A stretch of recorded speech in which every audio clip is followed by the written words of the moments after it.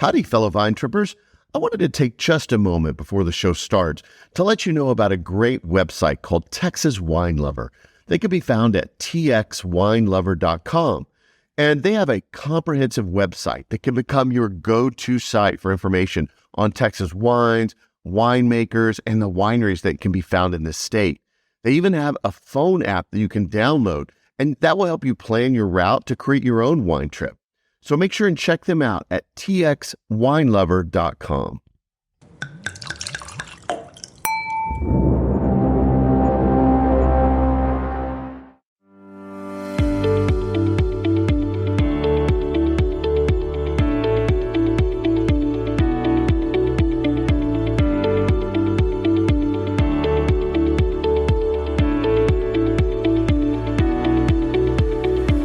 Welcome to Texas Under Vine, an exploratory podcast to scout out the best that Texas wine country has to offer. I'm your wine guide, Scott, and I'm here to lead you on an auditory expedition to the vineyards and wineries across the great Lone Star State. Each episode will cover a different vineyard, winery, or wine-related business operating in Texas. You'll hear interviews, descriptions, and details about each location that will excite you to visit and experience them for yourself. Ready to plan a wine tour? Use these episodes to choose the most interesting spots for you and your friends to check out. Most of all, enjoy hearing about the rapidly growing wine industry in the state and what makes our wines and wineries the best.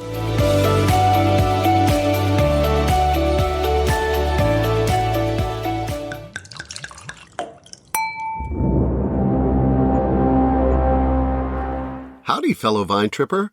Welcome to episode 20 for Texas Under Vine. I'm really excited for this episode as it's my first episode in the journey of this podcast where I was able to finally leave my own backyard area of the Texas Hill Country and journey outside to North Texas. Today, I'm excited to tell you about a wine destination just north of Dallas in Celina called Eden Hill Vineyard and Winery. So this particular winery was started in 2010 by the Hornbaker family. It's the site of a 2-acre award-winning Tempranillo vineyard, and they even have a garden on site, and they raise heirloom chickens and sell the eggs in the tasting room. The winemaker, Chris, loved the farm-to-table concept and was really disappointed that he had no Texas wine on his table. So they decided to create Eden Hill to make great 100% Texas wine, not only for themselves, but their customers to enjoy the grape-to-glass experience. They have plans to expand their vineyard to about 7 acres. The Tempranillo grapes grown on their estate just won prestigious scores for an estate Tempranillo and a rosé from Tempranillo by the San Francisco Chronicle. They're one of the few vineyards in Texas making wine from a lesser-known grape, but one of my actual favorites called Negro Amaro. They involve their wine club members to come in and help them bottle all of their wine by hand.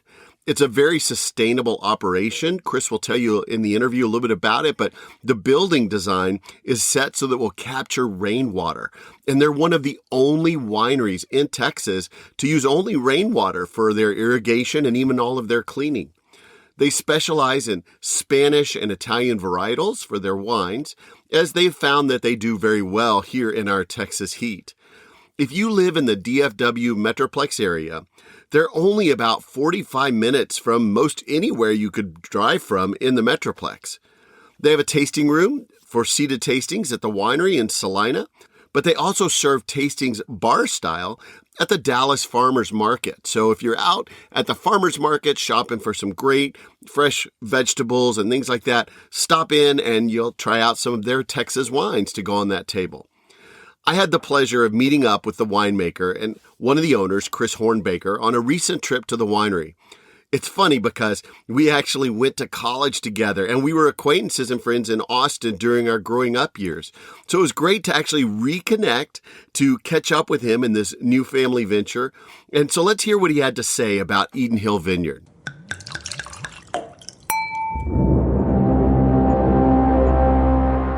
So I'm here with Chris Hornbaker at Eden Hill Winery. So tell me a little bit about yourself. What got you into the wine industry? I am a huge foodie. I love to cook. And many years ago, I was sourcing all of my ingredients for my table from North Texas and from the Texas High Plains, the beef, the vegetables, the bread, everything. But the only thing that was not from Texas that was on my table was the wine. I was drinking California wines, French wines, Washington, Oregon, you name it. I'm a huge fan of all the world's wine regions. But I thought to myself, why can't the wine on my table be Texas wine? And so I thought as well, I have some farmland up here in Celina, and so do mom and dad. Why can't we grow grapes and make our own Texas wine, just like we would make our food at our table? And so I discovered there was a winemaking college in Sherman and Denison, the T.V. Munson Enology and Viticulture College. And shockingly, I learned that most of the Texas winemakers at that time had gone through that program. I thought, this is unbelievable luck. I have a winemaking college within an hour's drive of my house in Allen, and my current job. I was in technology at the time. And I thought to myself, this is it. I'm going to do it. I'm going to branch out and I'm going to learn to make wine from Texas grapes. And so when I went to college, half of my teachers were from Texas A&M, and then the other half were teachers they would bring in from UC Davis in California. And so our Texas A&M teachers would teach us how to grow grapes the Texas way. And then the California teachers would teach us how to make wine in the California style. So we got the best of both worlds. So after that training, I convinced mom and dad, how about we go in together, we'll plant the vineyards, we'll make the wine, and mom and dad didn't blink an eye. They said, absolutely, let's do it. Let's make a family winery, and let's put it in North Texas. Let's show people in North Texas that you can make great wine and grow great grapes right in our backyard, just north of Dallas. And the first year that we opened our doors, which was back in 2010, that's when we became bonded, the vineyard we planted in 2006, we would look through the window and there would be like one lonely car driving down the county road. And we'd be thinking to ourselves, are they going to turn in? Are they going to make it into the tasting room? They would drive on or whatever. We'd be disappointed. But eventually a few cars would come in and then a few more. And then it just exploded from there. We went from 14 cases, which was our first vintage, to now we make between 2,000 and 3,000 cases a year, depending on the crops and things like that. And we have a growing wine club, and people from Dallas and Fort Worth have discovered that, yes, you can make great wine from great grapes grown right here in Texas. Is there a story behind the name of the location, Eden Hill? Yes, there is. So the name was picked by my mom, Linda. My mom is a California girl. She grew up in San Jose. And she grew up among orchards and vineyards. It was the Garden of Eden there. And so when we decided to put our winery here at our farm in Celina, she said to my dad, this is where we want to plant our garden. This is where we want to make our Eden. And so she picked the name Eden Hill for the farm and the winery. That's kind of near and dear to her, that idea that not only are you able to grow a garden on your farm, but you're able to grow some of the best fruit that you have. It's a real Garden of Eden. And to this day, we actually still keep a garden next to the vineyard. Mom actually has a full seasonal garden. She's a Collin County Master Gardener.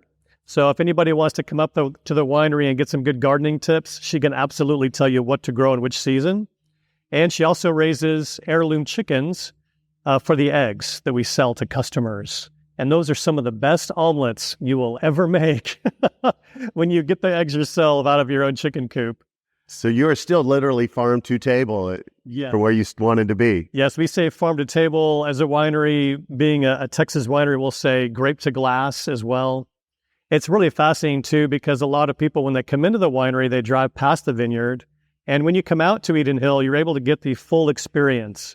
You can start with a tasting in the tasting room. You can then walk through the vineyard and see where we make the grapes, how we grow them.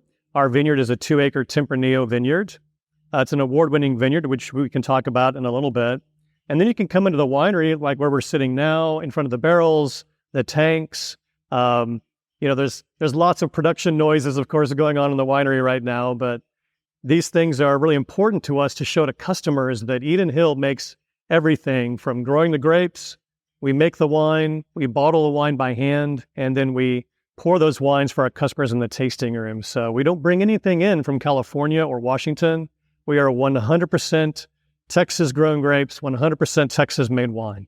I love that. You've achieved your dream. Now you've got your own Texas wine that you made on the table with everything else. Now I can finally go get my steaks, my grass-fed North Texas steaks, and I can come out to the garden here and I can grab my own vegetables, and I can finally sit down with our own bottle of wine. I spent probably, 20, 25 years in technology in front of a computer screen, so it is a huge thrill for me to move on from that and instead sit down and now on a tractor have the vineyard be my computer screen, what I see every day. What did you do in technology? Oh, I worked at several different internet development companies. I did a user experience, so I had the front end of websites. But that was right when the internet was beginning to take off. Yeah. And so I took a lot of classes on HTML and software coding, but I just stayed on the front end, not software development. Then I went on to work for Texas Instruments, and I was there for about 15 years. And I had teams all over the world, China, Canada, Japan, obviously Dallas. And so I was doing a lot of international traveling and having a lot of great wine around the world. And I would come back here and I was the midnight winemaker.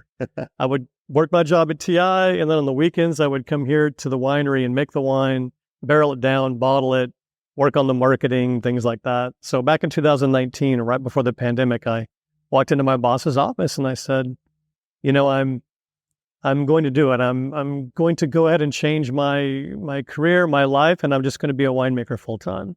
So I took that brave leap during right before the pandemic. It was funny because during the pandemic, of course, people could not come to the winery. Wineries had special restrictions during COVID that the government said we couldn't have people onto the property. So we actually started delivering our wine around North Texas. So we had delivery drivers and we had delivery schedules, and if the customers couldn't come to us, we could come to them.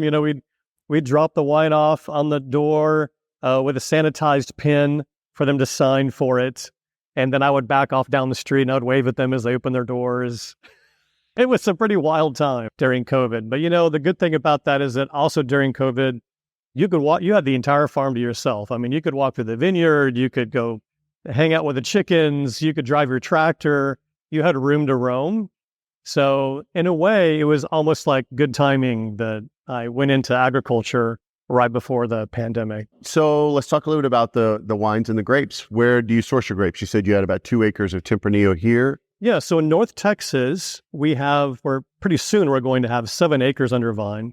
We have 2 acres of Tempranillo here on our estate, and that makes one of our biggest award-winning wines that we do, our estate Tempranillo. We also make a rosé from that Tempranillo vineyard. Both of those wines have just recently picked up 96 points from San Francisco Chronicle newspaper. And so we're thrilled with that because it means so much to see that Texas grapes grown in Dallas and wine made in Dallas can go up against great wines from around the country and come out with 96-point scores. So we have 2 acres of Tempranillo here. We're going to be planting another 4 to 5 acres on my own farm, which is a few miles east of here. We're going to be planting more Tempranillo, Tannat, Petit Syrah, and we're going to be doing an Italian grape called Negro Amaro. And we love Negro Amaro. We've struggled to get enough of that grape. And so we're going to be planting several acres of that here. And then out in the high plains, we have vineyard families that we partner with. We have David Dill's family. We have Vijay Reddy and Akhil Reddy's family. In the past, we partnered with the Oswalds as well as Nara Vineyard. And so we're really kind of partnering with those families so that we can have grapes from the high plains as well. And so we do about 30 acres of grapes from the high plains. So 30 acres of grapes from the high plains and 7 acres from North Texas. And that way we keep everything Texas. And no, I can never find Negro Amaro anywhere. Well, soon you'll be able to have it again at Eden Hill. It was one of our most popular wines that we made. And it's an Italian grape that not a lot of people have heard of. But in Texas, it gets this beautiful chocolate-covered strawberry flavor in the wine. Of course, we make it as a dry wine, but it is fantastic. And so the funny thing about it is that we had never made Negro Amaro before. We didn't even know much about the grape. So Tyler Oswald back when he had his vineyard in the High Plains, he called us one day and he said, "Hey guys, I've got 5 tons of this grape called Negro Amaro. Would you like to experiment with it?" And we said, "Sure, sign us up." So these 5 tons of the most beautiful fruit we've ever seen comes rolling in our door, and we're fermenting it, we're punching it down. That's a winemaking technique where you push the skins back down into the wine. And we were even doing some foot crushing on it as well, just to extract a bit more flavor.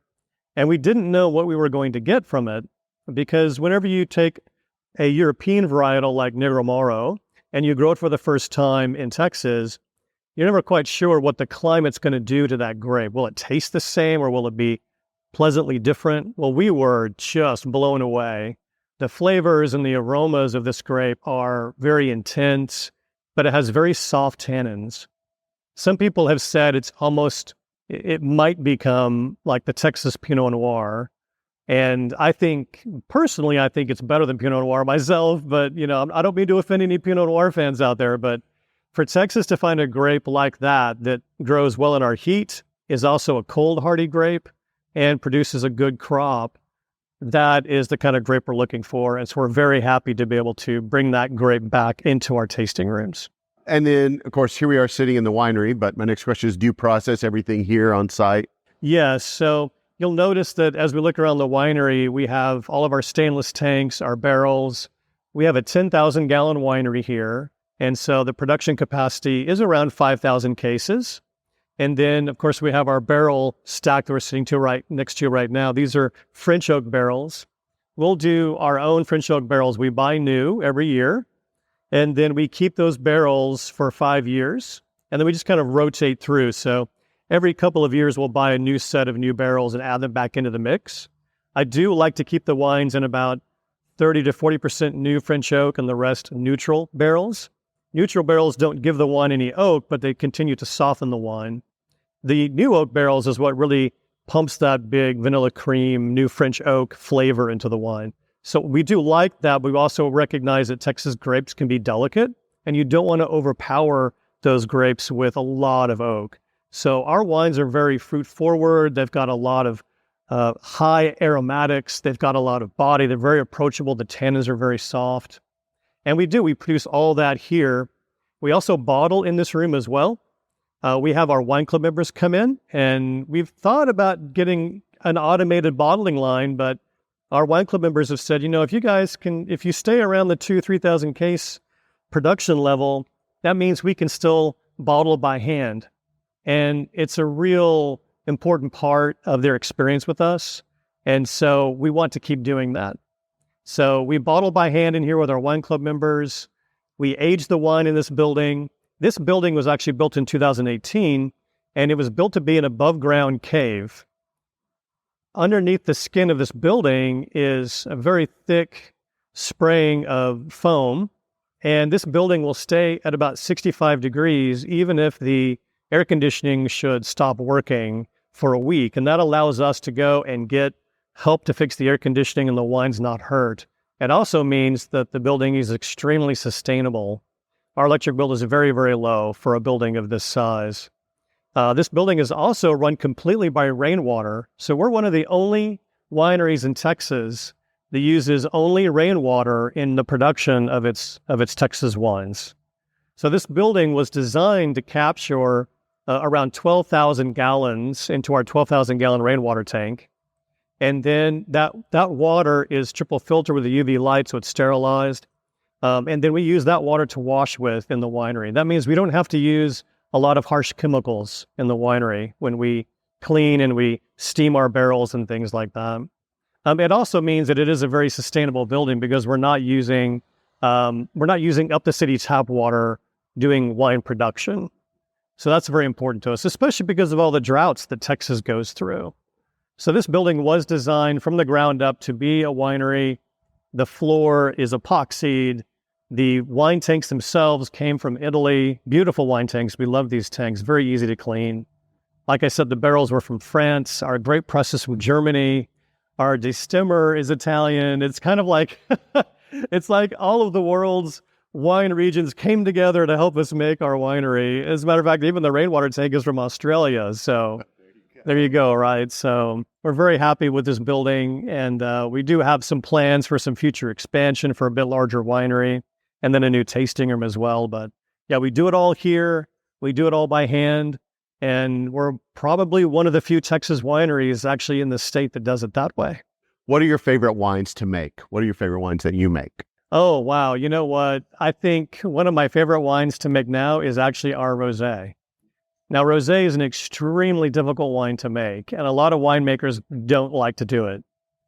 There's different techniques in making rosé, but what we found, though, is because we farm our own grapes and because they're right outside our door, we can make incredibly good rosés. And so I do love to make that wine because I like to make it in the French Provence style, where we whole cluster press the grapes, and then we draw off the juice and just ferment the juice away from the skins. So the skins only get about maybe 4 or 5 hours of skin contact while they're sitting in the grape press when we're drawing the juice off. We make a beautiful dry rosé. I also love to make Spanish and Italian wines. I love Tempranillo. I love Tannat. Big fan of those varietals. We love our Italian grapes too, like Ionico and Montepulciano. We do love, of course, Negro Amaro, now that we're going to be getting those grapes back again. I'm thrilled to work with the Texas grape varieties that we know work well in the heat. We don't do a lot with like Chardonnay or Pinot. Those need a bit cooler climate to grow. Although there are some wonderful producers of Chardonnay in Texas. But we really love those hot climate Spanish and Italian grapes. And now that we're getting really excellent Tannat, we think that Tannat also is going to be a premier grape for us to make as well. Excellent. And I presume that your rosé Tempranillo. It's Tempranillo, yeah. So that's kind of a rare style of rosé. Most rosés, are made from Cinsault, things like that. There's tons and tons of Pinot Noir rosés. But having a Tempranillo rosé, I spent some time in Spain, in Barcelona, and my goodness, every restaurant you go to, the house wine is like fantastic. And they don't even ask you if you want water. It's just like, do you want white or red? And so they'll just come out with it. And the red is always like a Rioja, or maybe it's a Del Duero, wine. The white's typically like an Albarino. And they're just incredible wines. And so I do love to make those Tempranillos. I love to make Albarino, the great Spanish white wine, because it reminds me of my time in Spain, but also it just goes so great with Texas food. Something about those Spanish and Italian red grapes, like the Tempranillo and the Negro Amaro, the Ionicos, they just go so well with Texas barbecue. And I don't know about you, but I'm a huge barbecue fan because I grew up in Austin, so I like my Hill Country style barbecue.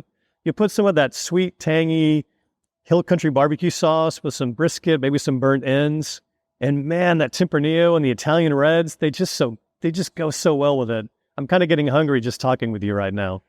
Okay, well then what are some of your most popular wines with customers? What do you have? What just flies off the shelf? Do you have a hard time keeping in stock? Oh gosh, yeah. We have a hard time keeping all of them in stock. That's one of the reasons why we have plans for like a bit larger winery. Sometimes that 2,000-3,000 cases just doesn't stretch as far as we'd like it to. So one of the wines that the customers are really into, it actually depends on the season. If it's hot outside, the customers want the crisp Albarino. They want that nice dry rosé. Maybe they want a sweet wine to cut through the heat, like a Muscat Canelli, or maybe we make like a semi-sweet Roussanne, which is a southern French grape. We also make a dry Roussanne as well, and we do a couple of bottles of sparkling. So it depends on the season. If it's moving into the fall, the winter time, then it's big into reds. And what people are looking for are things that go great with all the holiday dinners. They do wonderfully with the winter time. So we get a huge request for blends of Tempranillo, 100% Tempranillos, 100% Tannats. We have a big push from our customers for Cabernet Franc. They're really loving the Cabernet Francs that we're doing now. I think Cabernet Franc is actually somewhat easier to grow than Cabernet Sauvignon in Texas. It's maybe a little less finicky, but Cabernet Sauvignon also very popular. We make several Cabernet Sauvignon blends that include Cabernet Franc and a little bit of Petit Verdot. And let me tell you something, I do love my blending grapes. I love my Petit Syrahs. I love my Petit Verdots. And Cab Franc, obviously, historically, is a big blending grape. but the Texas heat can take those blending grapes and you can actually make single varietal wines out of those. So we do make a beautiful single varietal Petit Syrah and Petit Verdot. Like I said before, a single varietal Cabernet Franc. We're able to kind of take those grapes maybe that don't ripen fully elsewhere in the world and ripen them fully in Texas. So that's one of the big joys, is that the customers, just like us, are discovering new wines that they haven't had before, and it's really thrilling them. I think probably 20 years ago, most Texas consumers maybe wouldn't know what Tempranillo or Tannat was, and they had never heard of Ionico or Negro Amaro, and yet the customers come in every day and go, when are you going to get the Negro Amaro back? You know, when is the next Tannat coming out? Have you already run out of your estate Tempranillo? So I think that the Texas customers, they love to experiment. They love to try new things. They want to be different from other wine regions, and that really shows in what those customers are purchasing from us. So for wine competitions, we talk a lot about, I got 96 points for that, or I got a double gold medal for this. One of the things that is so astounding about where Texas is right now is that Texas is now the fourth largest winemaking and grape growing state in the country. So it is, I'll just say it, it's shocking when you put your wines into a competition, and at that competition, the wines are tasted blind. The judges don't know if that wine is from Texas. They don't know if it's from California. They don't know if it's from Spain, France, Italy. They don't know. All they know is that it's a Tannat, or it's an Albarino, or it's a Petit Verdot, or a Tempranillo. That's all they know about it. And those judges are tasting hundreds of wines at those competitions from all over the world. So when a Texas wine gets a medal, when it gets a bronze, a silver, a gold, a double gold, best in class, what have you, it's a shock to everyone and even to the world, because it means that Texas is finding the right grape varieties to grow in its region, in its wine region. And that's really important to know that about wine competitions, that they're not looking at the label. They don't know that it's a Texas wine. They're directly comparing a Texas wine to a California wine. And oftentimes those Texas wines are getting higher scores than California wines. And that is a great honor to all the Texas winemakers out there working so hard to make wine from Texas grapes. But it's also a great honor to the state as well. People always say, well, everything's bigger in Texas. And now the wine is getting bigger in Texas. And so I think that's something that as a Texan you can be proud of. I think it's something that really speaks to the quality, and that so many wineries are trying to respect that Texas terroir and do a great job with the wines. What types of events and things do you have, that your amenities or attractions that you do here at the winery? Big into parties. We do love to party. So we do a lot of concerts. Because of our 10-acre estate, it's beautiful because it's only 45 minutes north of the Metroplex. You can get out to us from almost anywhere in the Metroplex with under 45 minutes. So we do a lot of concerts. We do a lot of parties. We do like our own farmers market that we call Sip and Shop twice a year. We do a concert series, especially kind of leading up into the summer. Like we have a new concert coming up with some local artists. We have one of our favorite events that people love the most, actually, is our big October bonfire. So every year, we take the grape cuttings from our vineyards and we pile them up. I think when you drove in, you probably saw the giant pile of grape cuttings. And we set that thing on fire right after Halloween in October, or right before Halloween in October. And people just come out from miles around to go to that, because we break out the food, the wine, and then here comes the show, you know. We get the bonfire going, and we call the fire department. It's like, don't worry, you know, nothing bad is happening. And that's one of our most popular events, actually, is that bonfire. It's one of the few things you can still do, really, out here in North Texas. There's so much development, which we love, but at the same time, there's very few places anymore where you can kind of get out away from the city and still enjoy the farm life. And so to have something like a bonfire or have a big outdoor concert, that's something that really attracts people out to us when we do our events.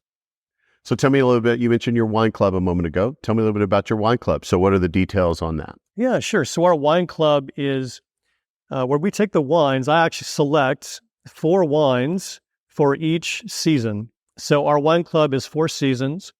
And then for those 4 seasons, I'll select the wines. We'll also provide choices. We had thought a long time about the wine club, and we thought, do we do a red wine club and then a separate white wine club? Do we do different styles of wine clubs? Sometimes, though, when you look at wineries, the wine clubs give you almost too many options, and you can't really figure out, and people are jumping between clubs. We actually decided, let's just keep this simple. Let's just have the winemaker pick 4 wines. So I go and I pick 4 wines from our collection, and then that is for that seasonal release. And then along with that, we'll provide a mix of red and white wines that you can choose from. So you can replace those 4 wines if you don't want them, and you can select from the other ones that we choose. You can build your own red. If you want all reds that time, you can just do all reds. You can choose all the whites if you want and just kind of build your own all-white club that time. So that way, people actually have choice. So our wine club is really built around choice. You get to choose actually what your club release looks like every season. And as well, of course, our club members get complimentary tastings for themselves and a guest. They get discounts on the tours we provide of the vineyard and the winery. We have wine club only events as well that we do. And so it's really, I think, a great way to meet other wine lovers in North Texas. And then let's say a listener's now gotten excited. They're like, wow, this place sounds really cool. I want to come check it out, maybe do a tasting. So let's focus on what that experience might be like if someone came to do a tasting. So can you tell me a little bit about some of the details? Do they need reservations? Do you have a set flight of wines that you do with that? What are the costs? Things like that. We always love walk-ins. So walk-ins are always welcome. For our Celina estate location, because we are out in the country, we do recommend reservations for the tasting room, but you don't have to have them. You can pop in and we'll find a seat for you. For our downtown Dallas location next to the farmers market, there's no reservations required for that. You can come down, enjoy the farmers market, and then you can stop off at our tasting room down there for a nice glass of wine or a bottle of wine. So for the tasting rooms in our Celina estate, we actually do something very unique, something that's very different from other Texas wineries. We have a sit-down table service tasting room here in Celina. That means that you get to sit down in our beautiful leather chairs in front of our nice tables, and a server is assigned to your table, and then that server comes out and pours you at the table. So you actually get this high-end Napa Valley experience, but with Texas style. That's kind of what we call it. So we're a little bit different than other wineries because of that. That's always been a big plus for our customers. They get to come out and they get to kind of feel that classic Napa Valley experience, but only 45 minutes outside of Dallas. And we actually have multiple different types of tastings you can do. We have a blended flight where you have reds and whites. And then we have a separate premium red flight. If all you want is reds and you want the best reds that we've got on the list, then you can do the premium red flight. So we have those 2 flights. And like I said, club members, of course, the club member and the guest, they have complimentary tastings, and they also get, of course, a nice discount on the wines that they purchase. But with our tasting room, we also provide food, of course, because as I said, I'm a huge foodie. So we have lots of different food options. We have a full food menu. Probably our cheese boards are the most popular thing that we do, and for good reason. Our cheese boards are huge, and they're filled with all the best cheeses and fruit that Mom finds. Mom actually helps to select what goes on to the cheese board pairing, because she herself, of course, is a great cook. And Mom, if you're listening to this podcast right now, I love you. Yes, you are an amazing cook, and thank you so much for raising those farm-raised chickens. I love those eggs. Those make the best omelets, I've got to tell you. So definitely the tasting rooms are a great experience. You can sit down. You can get table service out here in Celina. We have bar service there in downtown Dallas. And then, of course, we have multiple different types of tastings you can do. And what are the fees on the tastings? Oh, right now, the blended flight, I believe, is $22. And then that's 5 wines. And then the premium red flight is also 5 wines, and that's $35. Operating hours? Oh, sure. So the operating hours for the estate are Thursday, Friday, Saturday, and Sunday. So Thursday through Sunday, 1 to 6. And then the last Friday of every month, we're open late until 9 o'clock. We bring in live music. People can come in, get a bottle of wine. They can get food if they'd like after work. And then downtown in Dallas, our operating hours are Thursday through Sunday, 11 to 6. And then we're open every Friday night late in downtown Dallas. Is it family friendly? Can if people have kids? Can they bring them? Yes, yeah. We just ask that you keep your kids on a leash. I'm kidding. No, you can actually bring your dogs as long as they're on a leash. Yes, just if you're going to bring your kids, just call ahead, and we can kind of prepare to have special seats for the kids at your tasting table, which we do. And then, of course, in Celina, we have this big 10-acre estate with a fishing pond. If you bring your own fishing poles, you can actually go out to the pond and fish. It is catch and release, though. I have to tell you that, yeah. But definitely, we're family friendly. We have lots of acres for the kids to play in. And then downtown, of course, same thing, because it's a family-friendly environment down there at the farmers market. Do you have any maximum group sizes or anything if big groups want to come? Not really. So we actually have separate rooms and things like that can accommodate all kinds of sizes of groups. All we ask is that if your group is going to be larger than 6 people, that you do call ahead so we can actually give you the best experience. We can put a table together for you. We can find a place for you to sit outside if you have a huge group. Maybe we put you in the winery building. Maybe we put you in our cellar area that's attached to our tasting room. People love to sit with their dogs actually in the cellar room. It's nice and cool in there. And so we can accommodate large groups, yes. We can accommodate tour buses, things like that. We do have lots of tour buses and long limousines that come in. And then as well, you can book a tour. The tours are great because the tour includes a tasting along with a charcuterie board. And you get to see the vineyard where you learn about the grapes. You come into the winery and see how we make the wine. We show you the tanks and barrels. And all of our tour guides are trained to teach people about how we make wine. So that's also a great option. Can they book those tours on your website? Yes. Yeah. You can book the tours directly on our website. There's 3 different time slots for the tours. And we have 2 different tour packages. You can do a 2-person tour, or you can do a 3+ tour, like for larger groups. So just go online. You can select your day and time, and then we'll get that tour ready for you. So the next question is about busy, slow seasons. What's the best time to come visit? Are there better times than others? I think that there's always something to see in every season. I would say that it's great when you come in the spring because you see the budding grapes coming out on the vines. It's a thrill ride to come out during the summertime because that's harvest, and you'll see us harvesting the grapes. You'll see us working in the winery and making the wine. I think the fall is wonderful because there's no more bugs. I love falls in Texas. If we get a good fall, you get that beautiful breeze. We got the bonfire. We put fire pits out. It's the real country experience. And myself, I actually love the winters too, because the winters you get to see the vines without any leaves. So you see all the structure of the vines, and it's very quiet in the wintertime. The cold air kind of quiets the farm down, and it's a really personal and private experience in the wintertime. So I really think there's great things to do and see in every season. So let's say that somebody's really intrigued, but for whatever reason they can't get to the location here or for the farmers next to the farmers market.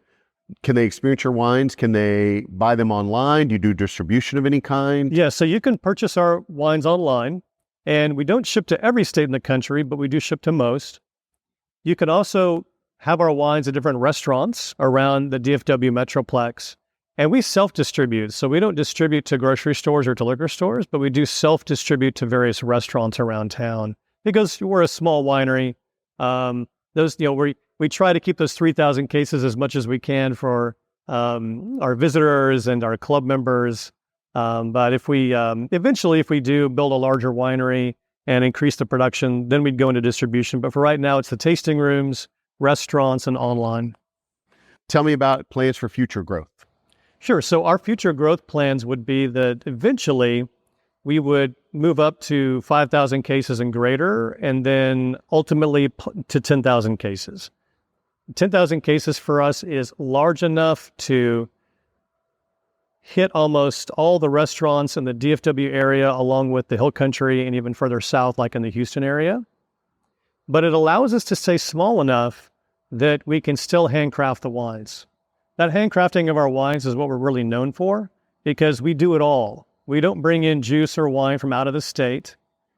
We harvest the grapes, we ferment the wine, we bottle it. It's touched, every part of the wine is touched by us at some point. That's very important to us. And once we get above 10,000 cases, it's a bit of a struggle to maintain that.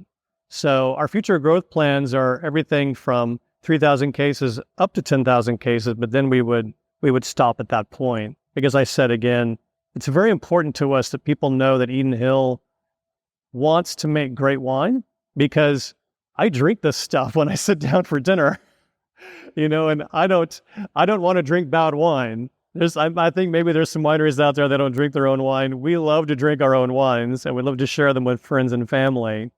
And my signature is my name is on the bottle label, so I make sure each one of those wines coming off that bottling line is exactly the way we want it. So those are our growth plans. And then eventually, of course, like I said, we're going to be planting more vines here in North Texas to support local agriculture. And then we'll increase our acreage out in the Texas High Plains, out near Lubbock. If anybody's wondering, if I keep saying Texas High Plains and they go, Chris, forgive me, but Texas is bigger than France. So where is the Texas High Plains? So that's Lubbock, the Brownfield area, where Texas Tech is at, just a little bit, south of the Panhandle, halfway between here and El Paso, basically. So what, in your opinion, is the number one thing that you think defines Eden Hill Vineyards, that sets it apart, that would make people want to say, I've got to come visit that place? So when I was in school and I was being trained as a winemaker, my teachers drove home to me that wine must be unique. It has to be part of its place. It has to give you a sense of the region that you're living in, a sense of place. That is the most important thing about the wine. You can have wine from all over the world, but when you're in North Texas and you want to have wine that is from your area, from your region, you want to have a wine that is part of that sense, gives you that sense of place. And that's what we do at Eden Hill. That's why we're here. I could have brought in wine from California. I could have brought in wine from Washington, but I could put a bottle label on anything outside of Texas. But we chose to let people know that you can have great wine right in your backyard, right here in North Texas. So Eden Hill wines are going to give you that sense of place, that you're living here in North Texas, and these are great North Texas wines. And that's really what sets us apart from other wineries. We're not in Fredericksburg. We're not in other regions of Texas. I don't live in California. I live here in Dallas, and we want to give people food that is from their region and that gives them that sense of place. And we believe that it can. We believe that when you grow great grapes in your region, those grapes speak of that terroir, and that wine speaks of that terroir, and you get that sense of place. Now you can finally go out, get your beef, get your vegetables, get your cooking, get all your ingredients from North Texas, and you can finally get your wine from North Texas as well. And that is what really sets us apart. You know what? There might be a situation where you come out to the winery and you might say, hey, where's the winemaker?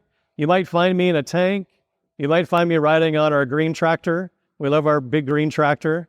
You might find me battling with some chickens in the chicken coop. So you never know where I'm going to be. But you know what? That's the way it is at Eden Hill. We are a working farm, a working winery, and we don't hide anything. All right.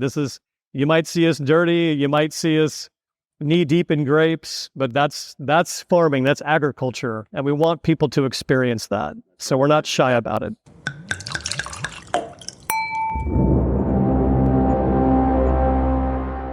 For those that have the mistaken notion that you have to travel to Fredericksburg in the Hill Country to find great wine destinations and to taste great Texas wine, Eden Hill should help put a lot of those thoughts to rest. It's a beautiful property.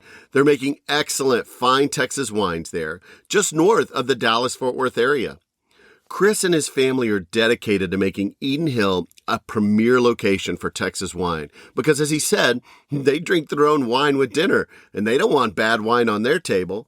Now, if you live in North Texas, there's no reason why you can't spend a great day lounging at Eden Hill, enjoying the property, some of their tasty offerings.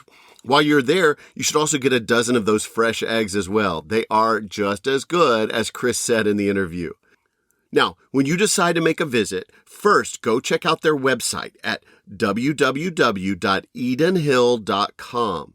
Now, at the time this episode was released, they still have their old website up, but Chris had informed me that they do have plans for a brand new one coming out soon.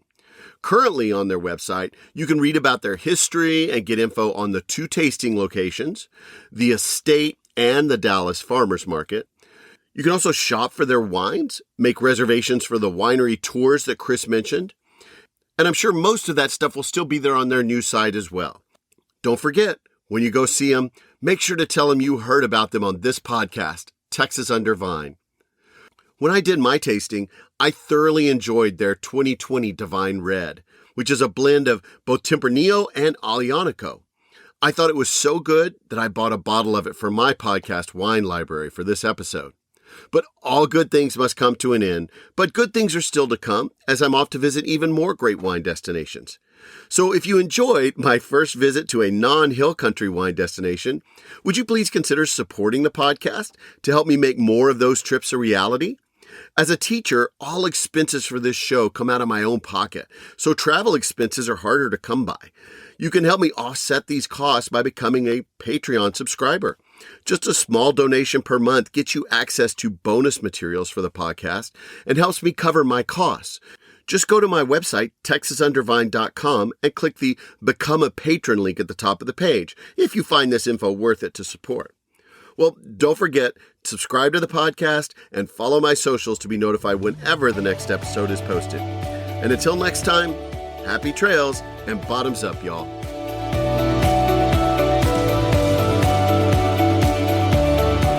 Thanks for listening to Texas Under Vine.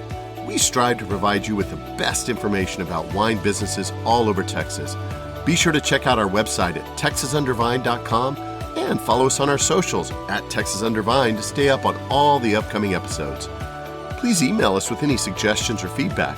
Also, contact us if you're interested in donating, sponsoring, or advertising on the podcast, just to help us cover our expenses and bring even more great info to you in future episodes. Above all, travel safely, and most especially, drink responsibly.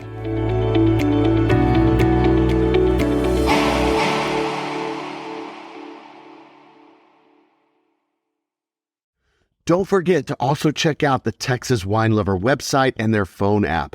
If you want to plan a trip to the wine destination I talked about in this episode, the site for Texas Wine Lover and their phone app that you can download will really help you organize a trip so you can go see them. You can check out all of the goodness that I got to experience while I was there. But as you're planning your trip, while you're on their website or their app, you can also find out things like accommodations, restaurants, and even some fun events and things that are going on at the wineries, and maybe even find one that you want to experience as part of your wine trip that you never even expected. So check them out. Again, it's txwinelover.com.